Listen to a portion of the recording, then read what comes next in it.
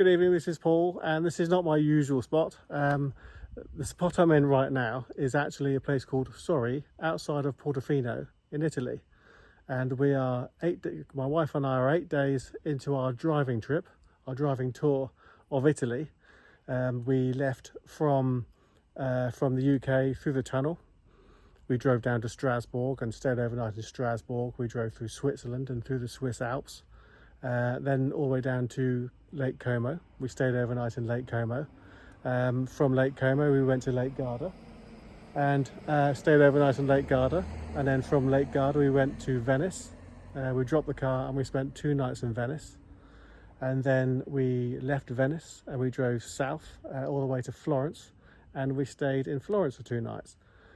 We left Florence this morning and we went down to Portofino. We've had a nice spot of lunch, which was lovely, and we've driven into the mountains, and here we are. We're just about to book into the Lucky Hotel in Sorry, and we're here for 1 night before we head down to Monaco tomorrow. So 2 weeks road trip, 2 people. Of course, you're gonna take a better luggage. This is the car we've chosen. This is my wife's Audi TT. It's a 1.8 turbo. It's a 2014 car. So the question that I asked before we left, and I had to work out before I left, was how do you get 2 people's luggage for 2 weeks in a little Roadster? And how is the Roadster going to stand up to 2 weeks driving? We've done 2,300 kilometers already, and of course we've still got the journey back via Monaco to go. So let me show you around. So as I say, this is a 10-year-old 2014 Audi TT Roadster 1.8 turbo with a manual gearbox, and it's been, to be honest, it's been absolutely wonderful.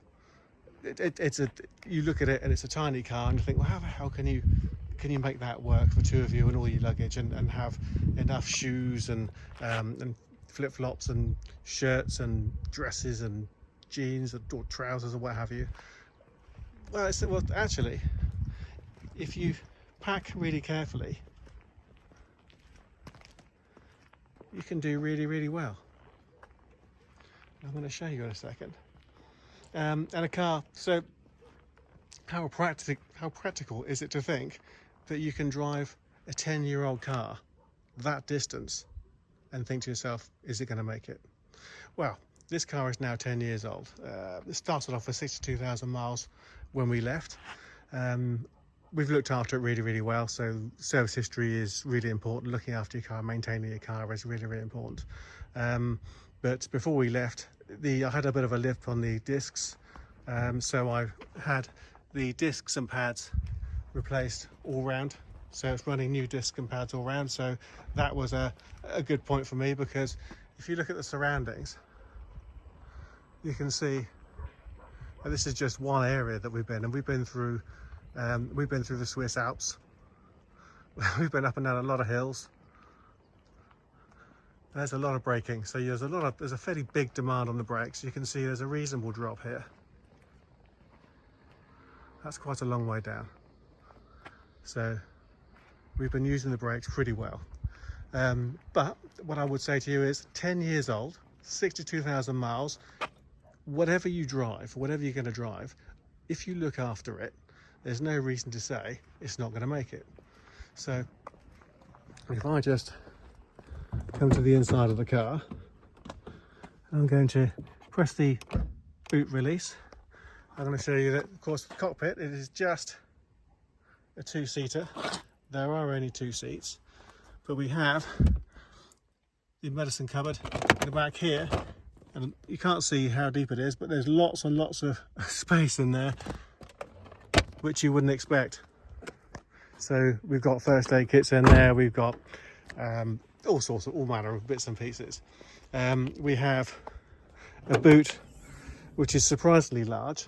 Of course, what we've done is, these are our cases, so those have just come out of the boot. So we have a packing system. We have the shoes that we haven't taken tonight are here, and when we have these little square packing packs, so we have various different items of clothing in these packs, and when we stop, we just decant any of the clothes that we want to use in those particular days into the bags, take them into the hotel. The rest of it stays in the car. The boot in this car goes a long way back, and there's more space under here, so it's amazing how much you can get into this car. So for a Roadster, you think, God, they must be packing really light, a pair of shorts and a t-shirt sort of thing. But no, we've got more than enough clothes to get us by. Now if I just move the seat forward, behind the seat, if you look here, there is a leather strap, which is a leather strap from an old handbag that Karen has. And here we have lots of clean ironed shirts all ready to wear. So what we've done in order to book into Licky Hotels, I've worked out what clothes I want to take with me. We've put them into the bag. The rest are hung behind the seat. It fits in there really nicely. You've got hanging space in a two-door Roadster. So I've got to say, I mean, my channel is a car channel. It's all about cars. It's all about driving. I love driving. I love cars. Everyone who's ever heard me speak before will know that. But here we are in Italy, in the hills, 2,300 kilometers down in a 10-year-old, now 64,000 mile Audi TT Roadster. And she's doing really, really well. And she's an absolute joy to drive, pretty good on fuel, great fun. And we've had the hood down throughout the whole of Italy.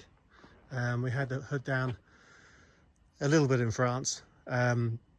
Through the French Alps we didn't, we had the hood up, but essentially it's been a hood down holiday.